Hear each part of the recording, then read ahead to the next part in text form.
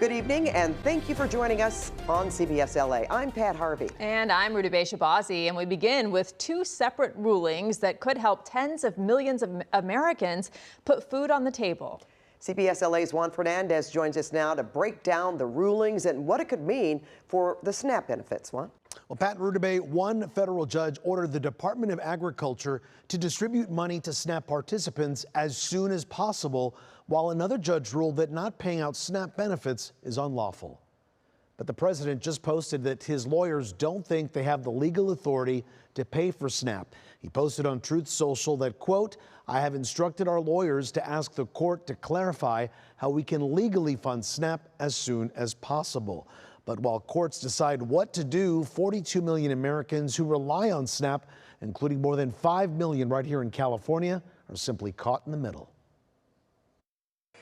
Two federal judges are siding with states suing the Trump administration in the tug of war over food assistance that's become part of the shutdown stalemate. If you are in a position where you can't feed your family and you're relying on that $187 a month for an average family in the SNAP program, that we have failed you. More than 24 states argue a contingency fund was designed to keep the program running, while the administration claims the funds are not legally available to cover the benefits. Even if it could flow, it doesn't even cover half of the month of November. So here we are again in 2 weeks having the exact same conversation. The administration did find a way to pay the military today, moving billions of dollars from other programs to meet the payroll.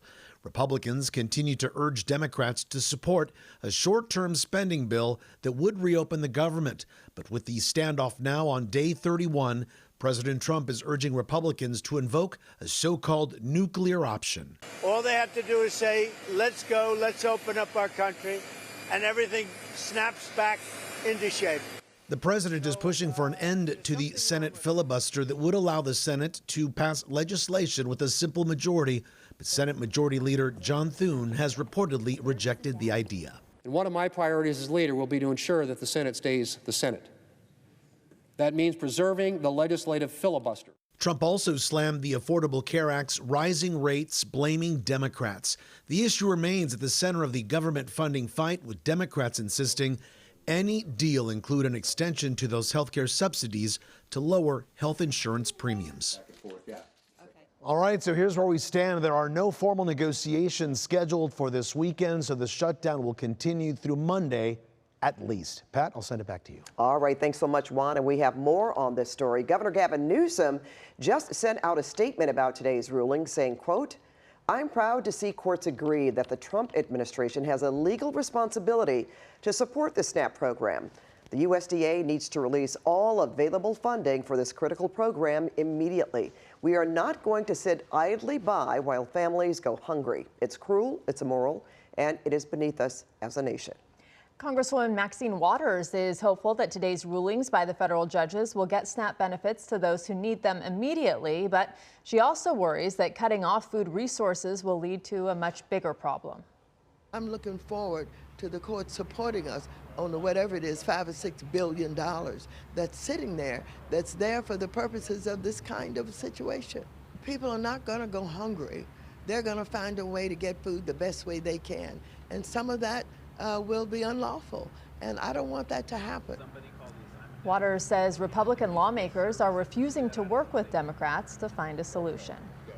And even with today's ruling, there is no word on when SNAP recipients will actually receive their funds. CBS LA's Michele Gile is at Second Harvest Food Bank in Irvine, where they're bracing for a surge in demand. Workers at Second Harvest Food Bank in Irvine are moving crates of fruit for Monday's deliveries to local pantries, churches, and schools. Tens of thousands of Orange County people who qualify for federal assistance hope their benefits won't be canceled over the weekend so they can put food on the table. Those who run nonprofits say they are bracing for enormous needs in the coming days. We are all bracing. The two food banks, the pantries that we support are all bracing for more people to access the charitable food system. There's over 300,000 SNAP beneficiaries in this county. Some are already utilizing the charitable food system. They'll need more food. The folks that aren't will be new clients. 310,000 people in Orange County receive the SNAP benefits that will officially be suspended tomorrow. 1/3 of those people are seniors, and 1/3 of them are children.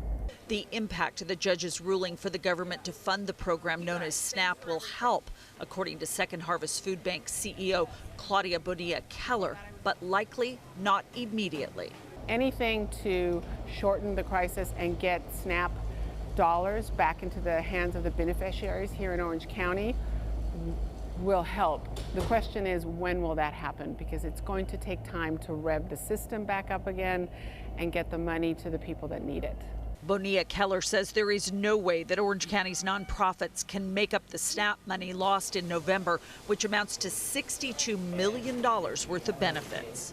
What we are doing is working with our pantry network to send out more food, to ask some of them to expand their hours.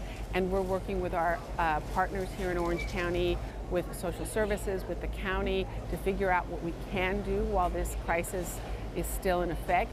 In Irvine, Michele Gile, CBS LA.